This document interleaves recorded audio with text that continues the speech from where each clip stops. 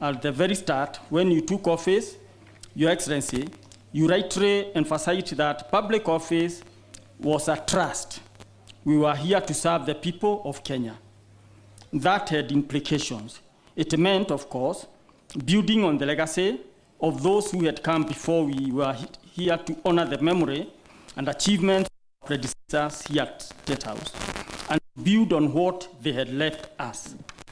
No less important was your mandate to make our service to Kenyans more transparent, more accountable, and more prudent. We had to be ready to give a full account of the public trust we held to the Kenyans for whose sake we held. Matters of some importance indeed. So I ask, have we let ourselves be guided by the President's vision and what the country ought to be? Have we been faithful to the trust the President and the people of the Republic have placed in us? I think we have. In the assessments released by the Cabinet Secretary in the Ministry of Public Service, we have remained in the top 3 of ministries, agencies, and departments since 2018. Further, we have won the Auditor General's Financial Reporting Award in 1919 and 1920, proof not just by the high standard of our work, but also of our willingness to accept close public scrutiny.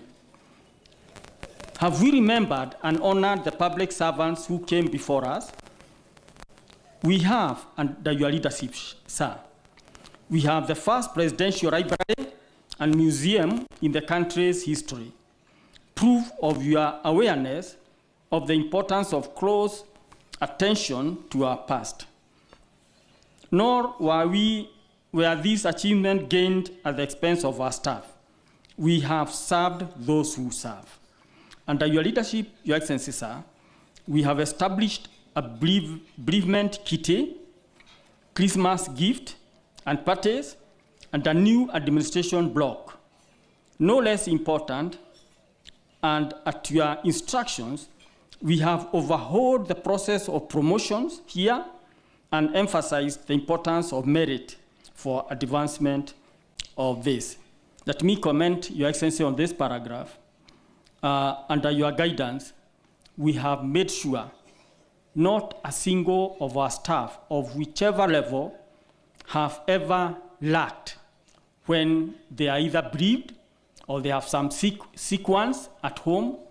We have followed your guidance and we have always made sure we have stood by them, and they can all testify. Nobody has ever been left to struggle. Our children have been well mentored under the People Reward Scheme, PURES, which extends to identify children through the country who would benefit from the President's patronage and encouragement.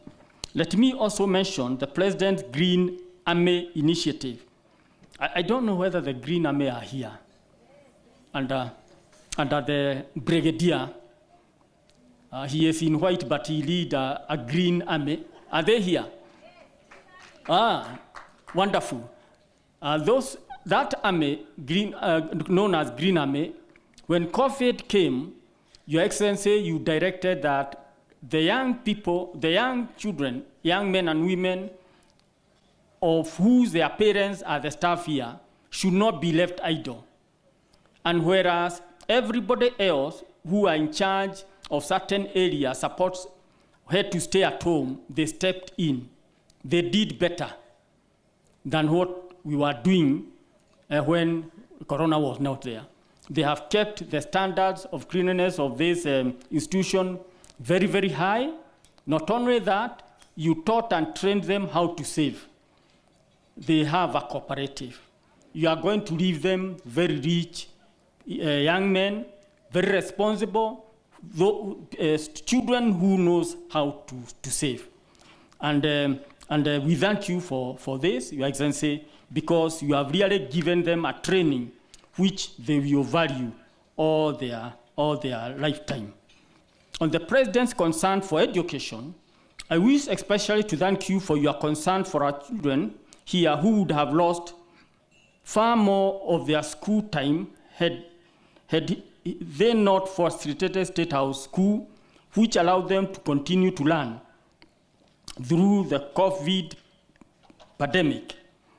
It is not, and it was not intended to be a substitute for ordinary education, but as anyone who has seen recent research into the consequence of children of being out of school will know, there have been few things better for their development than letting them continue to learn. Here too, we owe you, the President, and our First Lady, our gratitude.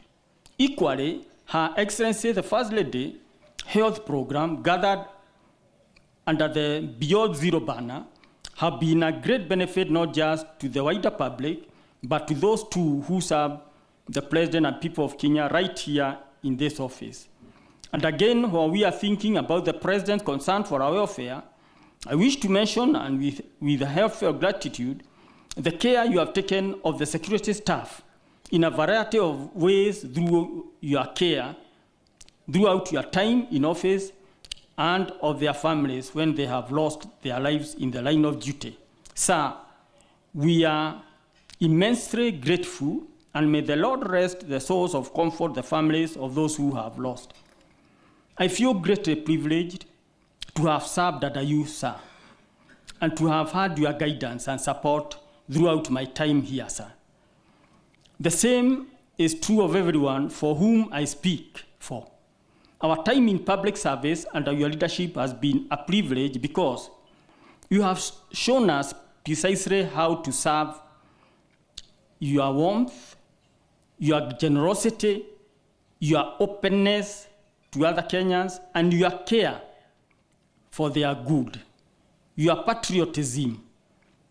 And these have set a lasting example to us, sir, and the First Lady. You have been our model of what a leader can and should be.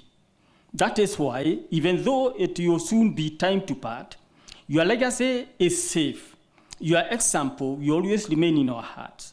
And wherever we go, whatever comes after, we will ever remember and emulate the generosity, the openness, and the patriotism that were your gift to us and to the Republic.